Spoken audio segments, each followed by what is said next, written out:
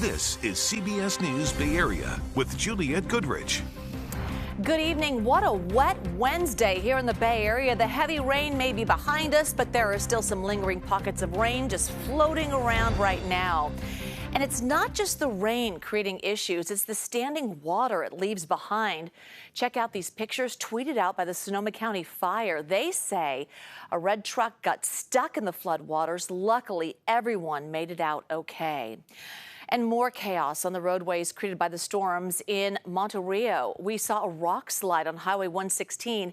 And over on 580, it was a big rig crashed between Castro Valley, that is, and Pleasanton, backing up traffic almost all the way to 880. The roadway is now back open. So that was then. This is now. Let's get straight to First Alert Chief Meteorologist Paul Hagan to find out exactly where the rain is coming down right now and if any more is on the horizon. Hi, Paul.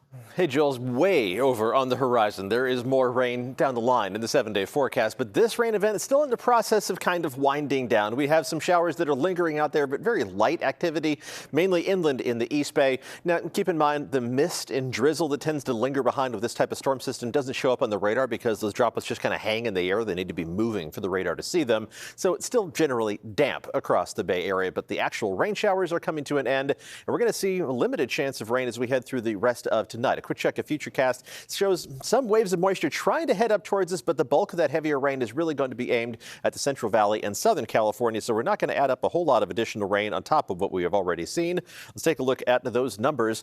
Since the rain began on Sunday, almost 1.5 inches of rain for San Jose. Not bad for the rain shadow of the Santa Cruz Mountains. Similar amounts inland in the East Bay, generally on either side of 1.5 inches or so. Some of the higher amounts, Oakland, close to 3 inches of rain, over 3 inches for downtown San Francisco, and for the North Bay, over 5 inches of rain has added up in Santa Rosa since that rain began on Sunday afternoon. All of it helping to really eat away at the rainfall deficit that we've been running so far this season. Not quite back up to normal just yet, but we've made significant progress, and there is more rain farther down the line. Details in the 7-day forecast coming up in just a few minutes. All right. See you soon, Paul. And the wet weather has been trouble on all roads all day long, but it was especially troublesome during the morning rush hour. Now let's take a live look outside at the end of the evening commute. We're going to still see plenty of cars on the roadway, but overall not too hectic. Okay, but it's not just on the ground. It's been a tricky day for many people just trying to fly in and out of the Bay Area. No real surprise, SFO has been hit the hardest.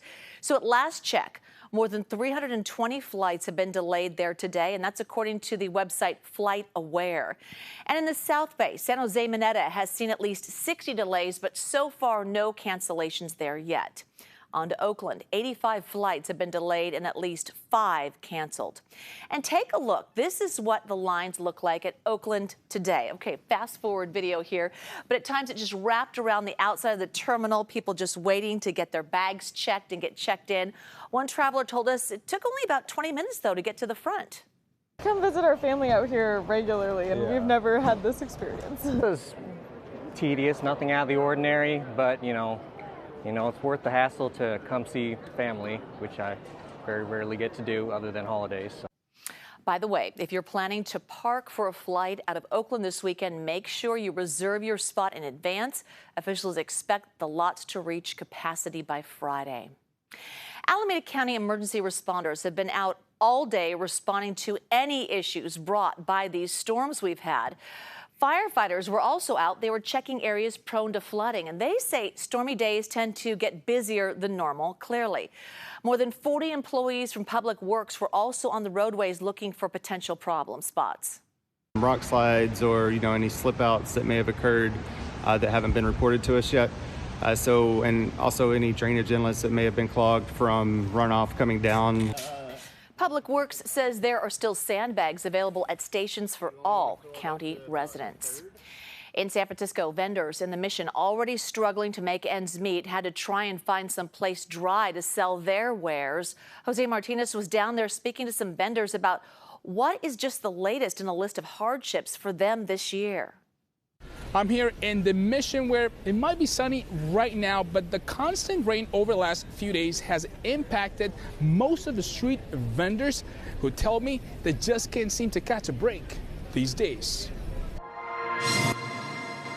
Flowers, beautiful flowers. Flowers, roses. It's a challenging season for many street vendors in the Mission, like Gloria Peralta. No, pues es que mire. She tells me, well, with the rain, nothing sells, especially now that we're all separated from our usual spot. We're not selling anything. She's been selling flowers at 24th and Mission for 30 years, but since the rain started on Sunday, she had to get creative. Gracias a Dios que... She says, thank God the owner allowed me to stay here, but not for much longer. She was able to secure this tiny entranceway since her second option, La Placita on 24th and Cap Streets, has been closed since it flooded yesterday. Yo antes allá pues ponía She mi tells me, canapé. I used to put my canopy out there before and it always protected me from the rain, but well, thank God in this space I'm a bit covered. And just a few steps away, we found Maria Villegas. She's been selling all kinds of products out here since 2020. But today, she also got creative after most of her merchandise got wet yesterday. Hoy me traje este grande. She says, today I brought this large tent, fearing that I might get scolded because I can't be here. But I took a chance because there's no other option. They're just two of many street vendors impacted by the street vending ban, and with what it seems to be the start of a very wet winter, they tell me they just can't seem to catch a break these days. Si no fue una cosa otra, pues... She says when it's not one thing, it's another. Nothing is selling anymore, and we're all here in the same situation. It hurts because we're not selling anything. And they tell me they're going to continue coming here to work because they just don't have any other option right now.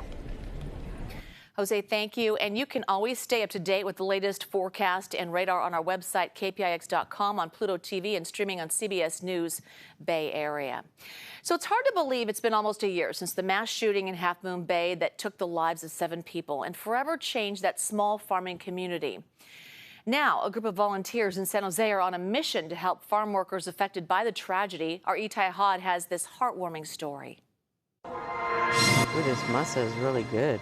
Whenever Kathy Chavez Napoli makes tamales, they always come stuffed with a heaping helping of nostalgia. I had to do this for hours and hours and hours when I was a little girl. Growing up, working in the fields of East San Jose as a child, making tamales was a family Christmas tradition. We were working on spreading it all day and just anxiously waiting to eat the first pot of tamales. But today, her tamales aren't for herself or her relatives. Instead, they're for complete strangers.